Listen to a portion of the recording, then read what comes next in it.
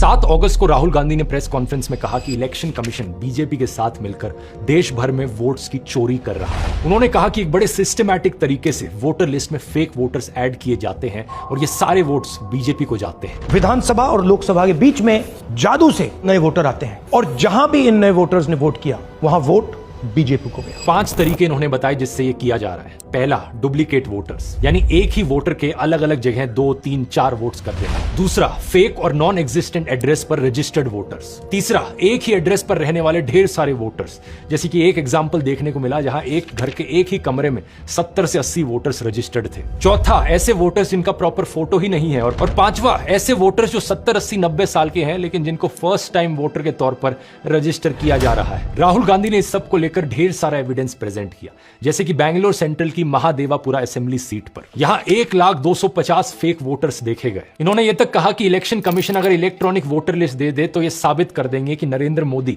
धांधली करके प्रधानमंत्री बने। जब इतना बड़ा एक्सपोजे किया गया और इतने बड़े बड़े आरोप लगे तो पता है इलेक्शन कमीशन ने क्या जवाब दिया? कुछ ही सेकंड्स के अंदर वो ट्वीट करके कहते हैं कि ये एलिगेशंस मिसलीडिंग है। कोई इंक्वायरी नहीं, कोई चेकिंग नहीं, किसी एग्जैक्ट पॉइंट का कोई काउंटर जवाब नहीं, बस मिसलीडिंग घोषित कर दिया। और ऊपर से यह कहा इलेक्शन कमीशन ने कि अगर जांच करवानी है, जांच तभी होगी जब राहुल गांधी एफिडेविट पर साइन करके ओथ लेंगे कि ये सारा डेटा सही है। बताओ जरा। लेकिन कुछ मीडिया हाउसेस ने अपनी इन्वेस्टिगेशंस करी। इंडिया टुडे ने अपनी इन्वेस्टिगेशन करी जिसमें राहुल गांधी का महादेवापुर में मुन्नी रेड्डी गार्डन के हाउस नंबर 35 पर 80 वोटर्स का रजिस्टर होने का दावा सही मिला। ये 10 से 15 स्क्वायर फीट का एक कमरा था जिसमें केवल एक व्यक्ति रहता है, जिसके हिसाब से इस घर का ओनर बीजेपी से जुड़ा जयाराम रेड्डी है। लेकिन इस एक कमरे के एड्रेस पर 80 से ज्यादा वोटर्स रजिस्टर्ड थे। अब बात यहां पर यह है दोस्तों कि ये पहली बार नहीं है ऐसे आरोप लगे हों। दिल्ली इलेक्शन से पहले भी ढेर सारे सबूत प्रेजेंट किए थे आम आदमी पार्टी ने, जो दिखा रहे थे कि एक वोटर फ्रॉड हो रहा है। इन्होंने एक ही विधानसभा में शादरा में 11,008 वोट काटने के लिए एप्लीकेशन दी।